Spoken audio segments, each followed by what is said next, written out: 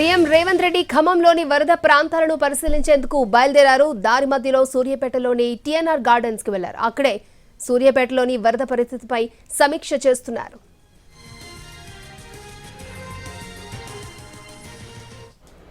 తుంగతుర్తి నియోజకవర్గంలో 672 చెరువులు ఉన్నాయి.